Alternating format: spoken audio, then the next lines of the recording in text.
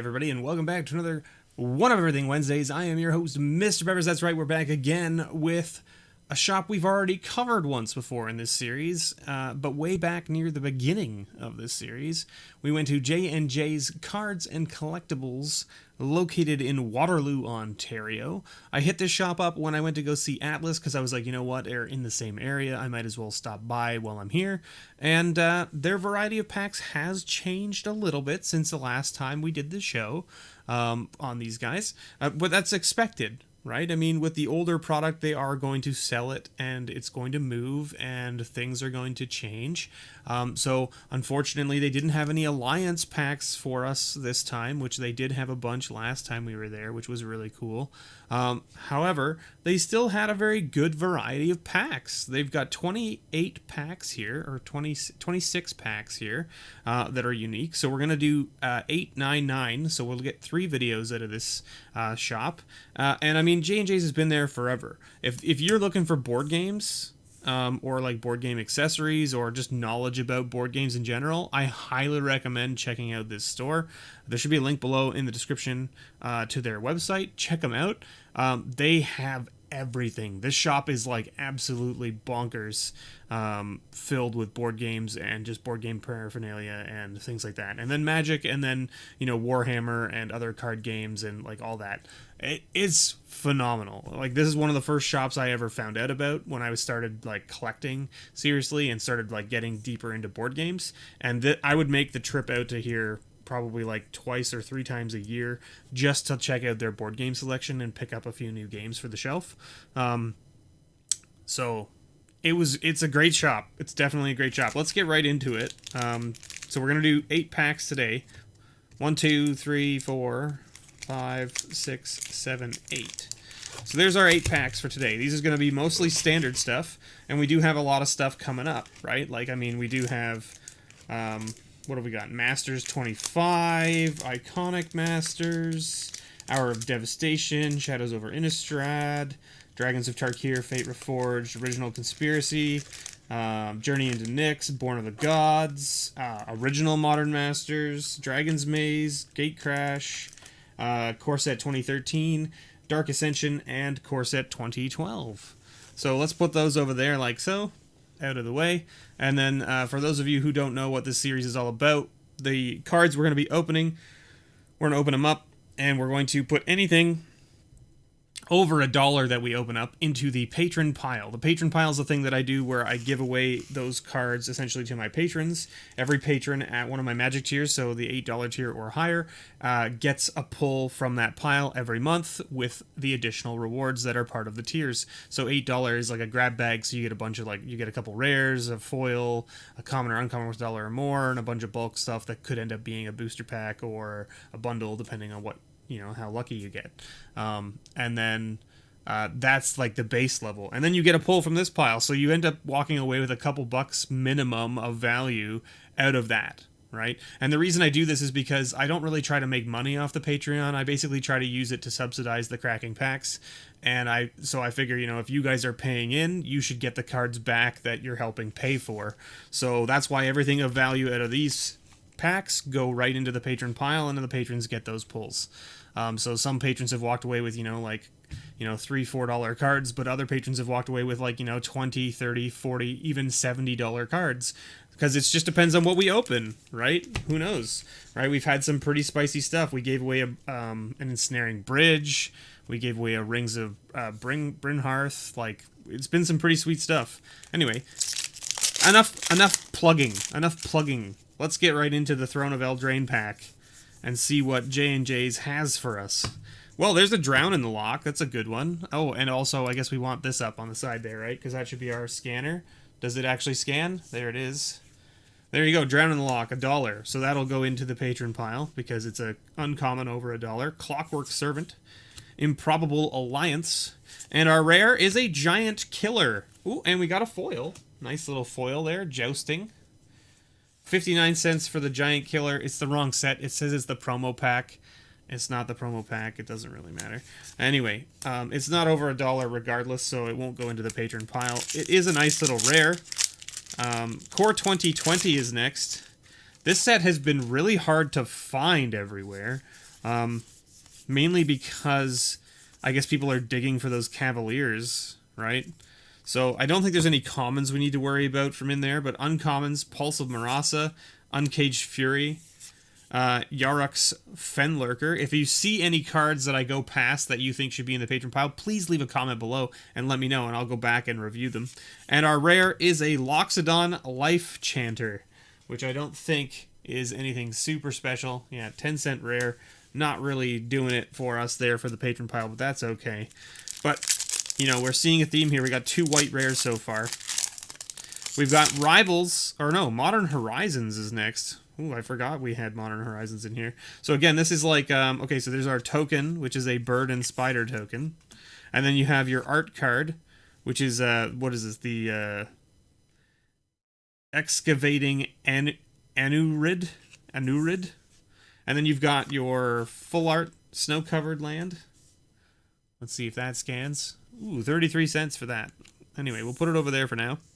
And then you've got your rare here, and then your 3 uncommons, right? And so then you flip this. Ah, see, we have an uncommon, which means that this is a foil, which means our rare is here. And that's our 3 uncommons, so this should be a common, which it is. Okay, good. So that's our rare, and that's our foil, then. So we ended up with a foil, which is kind of cool. In the common section of Modern Horizons, I don't think there's much we have to worry about. The Astrolabe, I think, is the only thing that's close to $1, and it is definitely not over $1 anymore. Everdream, not so much. I think in the uncommons, it's like the Generous Gift is the main one we're looking for. Munitions Expert, not so much. And Exclude, I don't believe so either. And our rare? Sisay, Weatherlight Captain. Cool. Pretty sweet. And a foil? Foil Reprobation. Sisay's only... See, again, we're seeing the theme here, right? It's all white. We've got all white rares. Now, this is foil, so I did scan that just because I don't know if the Modern Horizons foils are, you know, worth more because, you know, they're new things to Modern and all that kind of stuff. Now, we have 2 War of the Sparks packs, but one is Japanese. Which one do we want to open first? Well, let's open up the regular War of the Spark first. Maybe it'll help us remember what some of the Japanese cards are when we open it up, right? And again, War of the Spark, I don't think there's anything we need to worry about in the commons in War of the Spark. I could be wrong here, but I don't believe that's the case. Let me just pull this up real quick here. Commons. Yeah, nothing in the common section. Uncommons. We have just the 2 walkers, right? Narset and Ashiok that are over it. So we've got Storm the Citadel, Angrath's Rampage, seeing play right now in the black-red Sacrifice deck. And then we've got Angrath. So we had Angrath's Rampage, and then we got Angrath. So there you go. We didn't get a rare walker here, unfortunately. That's too bad. But at the same time, we also didn't hit one of the uncommon walkers that's worth over $1. So that's also unfortunate. But we hit a sweet mythic, though. Finale of Promise is a sweet card. This card, I saw this card get broken quite a bit. And we got a foil, another foil in this pack. So there you go. It's a nice $2 mythic that'll go into the patron pile. And Teferi's Time Twist is a gorgeous foil. It's absolutely gorgeous. The foiling is just beautiful on this card. Not really worth anything, per se, but, you know, it's okay. Basically, the foils will end up getting added into the patron box in the foil section, so they'll still go to patrons, just, you know, slower. Alright. Japanese War of the Spark. Look at this. There it is. There's your commons. Okay. There's your commons. Here's your uncommons. Oh. Hey! Look at that. We got one of the alt art walkers. That's pretty sweet. That's what you wanted this for. And our rare, hey, the Bioessence Hydra. Pretty cool. The alt art Arlen isn't like super pricey or anything like that, but it's still pretty sweet. And then, of course, the Bioessence Hydra, I don't believe has a big price tag to it or anything like that either. No.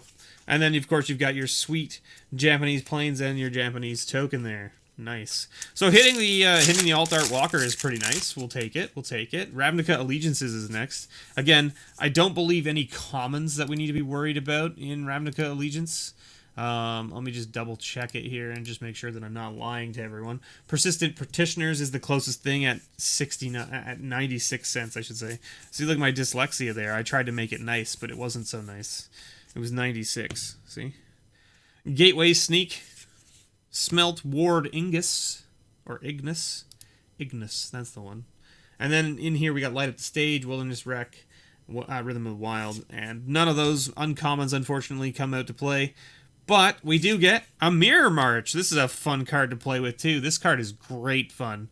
You can do some pretty wacky stuff with this card. What was it? I think it was in the Canadian Highlander event that LRR put on just a little while ago. Like, just what, last week? 2 weeks ago? Yeah, 2 weeks ago. Someone was playing that card, but playing it in, like, their Highlander deck, and it was just, like, bonkers. Alright, so we're on to Ultimate Masters now. I gotta remember, they have, like, this pull strip here, right? Yeah. And then this, again, is the weird format where it's, like, the tokens on the front, and then you have a foil, a rare, and then 3 uncommons, and then this should be a common, which it is. Okay. So then there's your rare, and there's your foil.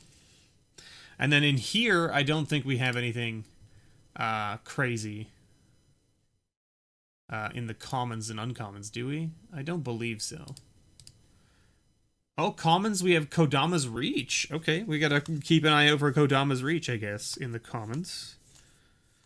$2. Holy moly. Oh, my favorite art. Vengeful Rebirth. This is, like, probably my newest favorite art card of the past, like, probably 5-10 years. It's absolutely gorgeous. It's not, like, this card's not, like, super good, you know, at all. Like, it's not, like, a pricey card. It can see play in certain decks and stuff, but, like, it's not, like, it's not the best card out there, but the art is absolutely gorgeous. I love this art. It's phenomenal.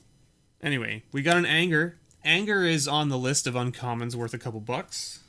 I think that'll show up here. Yeah, $2.70. There you go. Nice one to add to the patron pile. Living Lore, not so much.